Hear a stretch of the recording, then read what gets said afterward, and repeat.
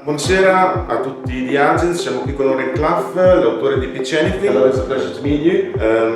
How did you start in this line of business and what keeps you going? Yeah, that's a great question. I was working on a big deal and my partner sent it, it wasn't closing very well. And we were having some friction with the investors. Finally, my partner sent an email just in the subject line, all caps, lose my number. And I was in shock because we needed these investors. It was the only money I was going to make for the entire year. And to see something so rude in all caps to investors, it was just obviously a dead deal. And bing, 5 minutes later, they replied, "Oh, we're so sorry, we'll get you the documents, deal's done, we'll send the money today." And I was like, what? An alternate universe opened up of where things were different. You didn't have to be nice, be polite, say please, say thank you, and beg for business. You could take the high status position, you could have values, you could value your time, and you could choose to work with customers or not on your own determination. You didn't have to beg for business. And once I realized that, it came in my mind and I said, never be needy. And when those words came in my head and said, never be needy, then I entered this world. Okay. You're talking about a difficult situation. In your book, you write about a Hawaiian market. Makes you go through with it, keep going and keep trying when you're in those difficult situations that are just getting up.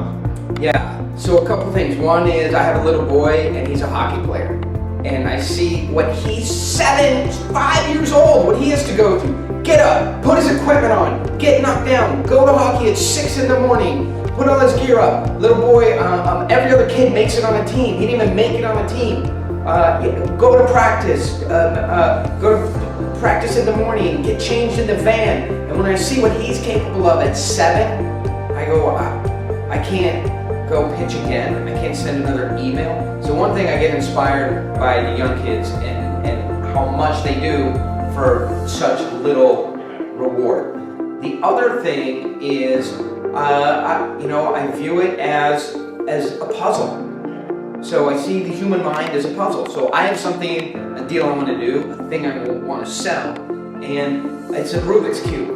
And I understand some of the workings of the human mind, and when I first started, it was like, I could only get one side orange, right? But that's the best I can do. But now that I understand the working of the human mind, I can do the Rubik's Cube fast, and I don't even have to ask for the order. I just go, what time is it? Hey guys, what do you want to do together? And I close the deal. So I love the mechanics of the human mind and getting better and better and better at it. That's brilliant, that's brilliant. And so it's very difficult to bring young people to sales. Yeah. What would you say is so fascinating and desirable in sales business? Yeah.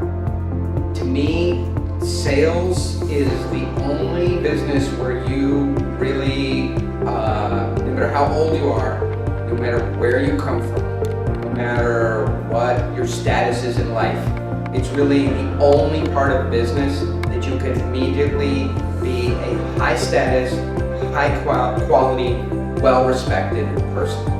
So everybody looks to the salesperson to bring in revenue. If you can bring in revenue, it immediately puts you in business at a high level. There's no faster way to get to the top of the business than bringing in revenue. I love it for that reason. Thank you very much. Thank you for your time. Thank you.